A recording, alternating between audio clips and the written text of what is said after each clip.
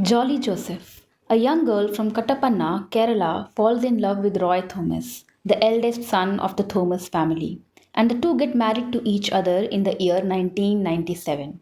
But what follows is not a fairy tale, but a series of unexplained and mysterious deaths in the family for the next 14 years. And in 2019, when the case is opened and investigated, Jolly Joseph is held as the main accused in all six murders. This case shook the entire nation. But what really happened? What did Jolly do and why? This is her story. It all started in the late 90s when a young Jolly came across a young boy, Roy Thomas, at a party, the eldest son of the respected Thomas family of Kudathai. Their first interaction led to friendship, and that bloomed into a love story soon. But Roy's father, Tom Thomas, was not happy with this relationship because they were related through extended families. He never said yes to their bond of love with a smile. So when Roy decided to marry Jolly, his father Tom was not happy attending their wedding in the church. In 1997, their love won and the two tied the knot. After marriage, Jolly shifted to the family house of Thomas in Kudathai. The initial days were good. Jolly was enjoying her new life, but soon her mother in law, Annama Thomas, started asking her to take up a job and start working. Annama herself was a teacher in school, and her husband was in the education department of the town. So, education and work was always a priority for the Thomas family. They were always inclined towards having education and working. So Jolly's mother-in-law would often persuade her to take up some job. But Jolly did not like this idea. She did not want to do any job. But her mother-in-law Annama could not understand this. She knew that Jolly was highly qualified. She held a degree in MCom. She can easily get a good job anywhere. She did not understand why Jolly was not interested in taking up a job. This difference remained between the two for a long time, creating trouble for Jolly. But things changed for her when she got pregnant after a year. Annama stopped asking her to take up some job, and Jolly had a good time until her firstborn Remo came into this world. After that, it was again the same. Annama started persuading her to take up some job, saying that she would easily get a good job because of her high qualification. Trouble was back in Jolly's life. Then one day in 2002, there was a get together in the Thomas family. Everyone was invited. They were all eating and talking when Annamma Thomas suddenly fell sick and died a mysterious death. The cause of her death remained unknown.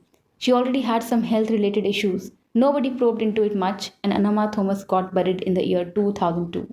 This was sad for everyone, but it relieved Jolly of her trouble. Now there won't be anyone telling her to do any job. Unlike other family members, Jolly moved on from this loss early on. She happily took over her mother in law's roles and caught up with the new duties and responsibilities of the house. She was doing all that Anama used to do. But one thing was still missing. People of her town were not respecting her as they used to respect Anamma. Jolly wanted the same respect for herself. So she took up a job in the prestigious University of NIT in her city. She told everyone that she was a guest lecturer at the university and made around 40,000 in a month.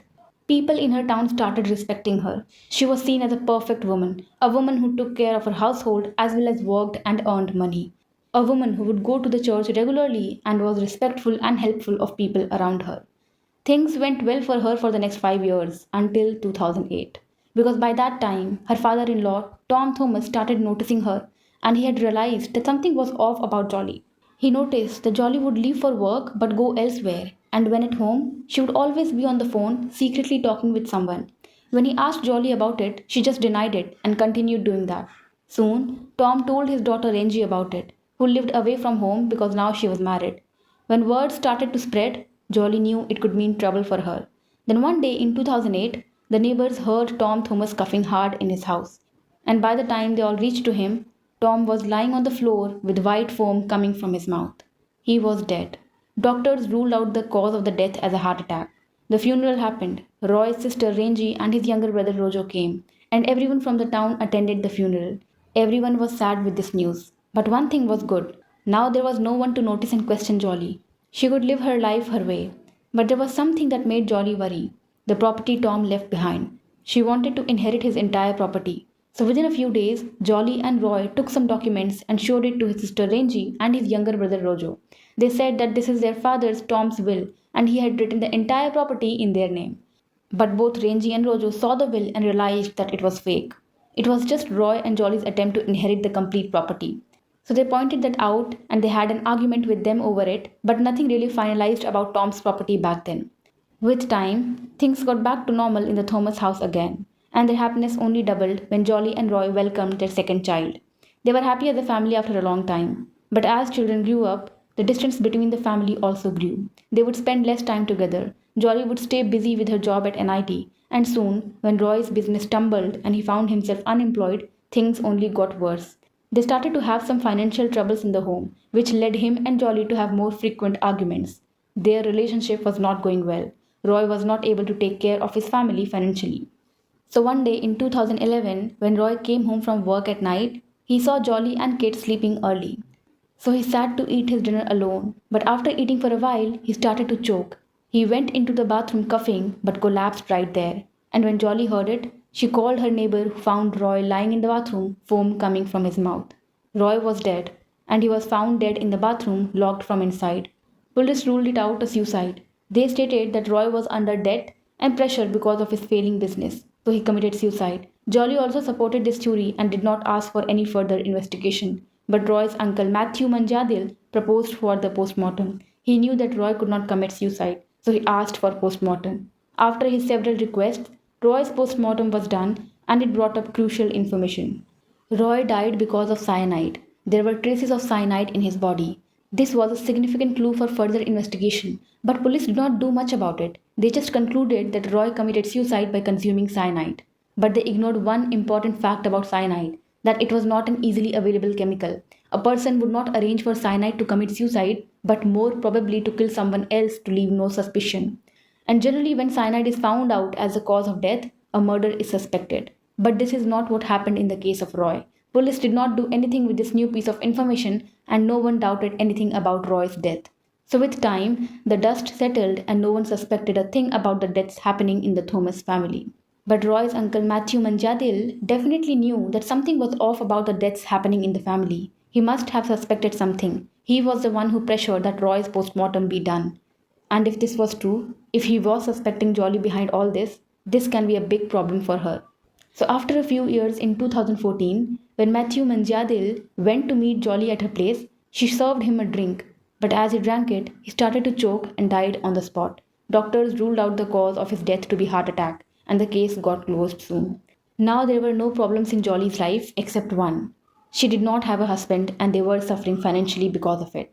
Jolly was considering remarrying and she had already chosen what type of man she wanted to marry. And she had expressed it to others too. It was Shaju, one of Roy's cousins. In the last few years after Roy's death, Jolly often told others that she wanted to marry someone like Shaju, saying that he has a stable job and he looks after his family so well. But there was one problem. Shaju was married and he had two kids, a son and a 2-year-old daughter, Elfine. Jolly would always say how lucky Shaju's wife Silly is that he is her husband. Then, in the same year 2014, months after Roy's uncle Matthew's death, there was a get together ceremony in Shaju's house. Everyone was there. Jolly also went there with her kids. And soon, everyone started eating the food. But as Silly was feeding her daughter Elfine, the 2-year-old Elfine started to choke on her food. Everyone panicked. They rushed her to the hospital. But by then, Elfine had died. This loss left a deep mark on Silly. She could not overcome her daughter's death. Slowly with time, she slipped into depression and Jolly started to spend more time with her, consoling her at times. Then 2 years later, in 2016, Silly went to a dental clinic with her husband Chaju and Jolly. Silly's health often suffered because of her depression. She would often feel the lack of energy. So as they sat in the clinic, Jolly gave her a mushroom pill and told her that it will help her with her energy and her depression. She said that her father-in-law Tom used to take these mushroom pills. Silly believed her and took that pill, but right away she started to choke and after struggling for a while, she died on the spot. Silly was dead now, and her cause of death also ruled out to be a heart attack. Till now, no one could suspect that all these untimely and sudden deaths of Thomas' family were suspicious and well planned. No one could point their finger at Jolly. There was no evidence. Plus, no one could think that a woman who seemed so simple and helpful could do something like that, killing 6 members of her own family. So, a year later, things got back to normal and Jolly finally married Shaju in 2017.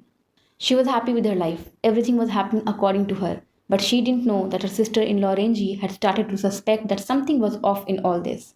All of a sudden, it had hit Ranji that all the deaths are somehow related to Jolly. There were many reasons supporting it, but most of all, it was that every death happened in the presence of Jolly.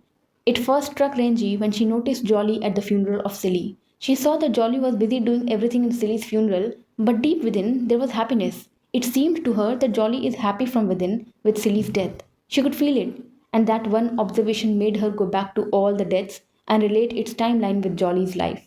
And the more she reflected on the six deaths of the family, the more she could see how Jolly could be behind each of these murders. Her doubt only got more confirmed when her brother Rojo found out that Jolly was trying to inherit the property of their father Tom Thomas behind their backs. They both connected the dots and understood that Jolly is not the simple, social, and harmless woman she claims to be. She has a hand in all the murders. So in 2019, they reached out to police and asked them to investigate the case. Initially, their appeal got rejected, but when they requested again, the crime branch took over the case. They started looking into Jolly's background and history, and a lot of surprising information came out about Jolly. A lot of her lies were uncovered. They found out that Jolly did not hold any degree in MCOM or any other course. She had lied about her education to marry into the Thomas family. That is why she was never interested in taking up a job. Plus, the job she had in the University of NIT as a guest lecturer, it was all a lie. She had lied about it so that people would respect her like her mother in law, Anamma. She faked her job all this while. All these lies and the fact that cyanide was found in Roy's postmortem report strengthened the suspicion on Jolly. So, to gather more evidence, police decided to dig out each dead body from the grave to check for the presence of cyanide. This was big news. It spread across the nation like wildfire, and thousands of people gathered to witness it.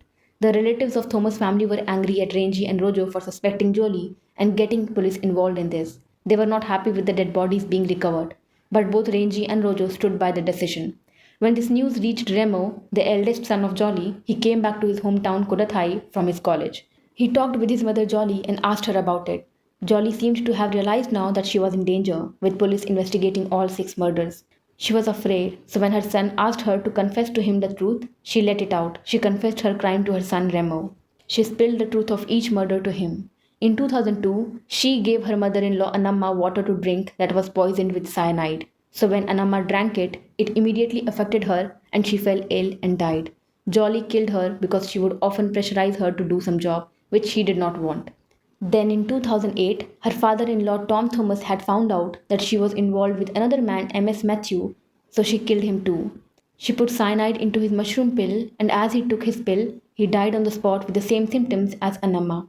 Then 3 years later, in 2011, when her relationship with her husband Roy got on bad terms and his business failed, she got rid of him by feeding him curry with cyanide poisoning. And then in 2014, she killed Roy's uncle Matthew Manjadil by giving him poisoned drink as he was suspicious of deaths in the Thomas family. He could have gotten her into trouble sometime.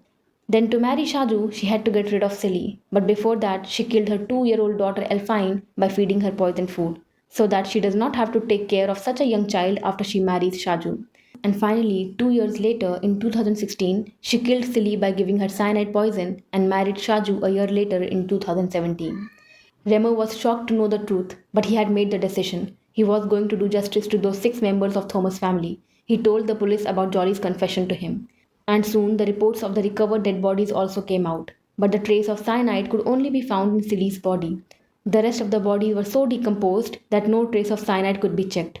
So based on this report and the statement given by Jolly's son Remo against her, police arrested Jolly from her residence in October 2019. They also obtained a bottle of cyanide hidden in her residence. And in the interrogation, they found out that Jolly obtained the cyanide from MS Matthew, one of Roy's cousins who worked in a gold shop. He would bring her the cyanide illegally from his work. In his statement, MS Matthew said that he thought Jolly needed the cyanide to get rid of a street dog. Despite his statement, police arrested him along with one more person, Praj Kumar, who helped him in procuring cyanide. They also found out that MS Matthew was the man that Jolly had an affair with. Jolly got arrested, but because of such a delayed investigation and lack of some solid evidence, she could not be proven guilty of all the murders. But she, along with MS Matthew and Praj Kumar, are still serving in jail for poisoning 6 people with cyanide and murdering them in the span of 14 years, from 2002 to 2016.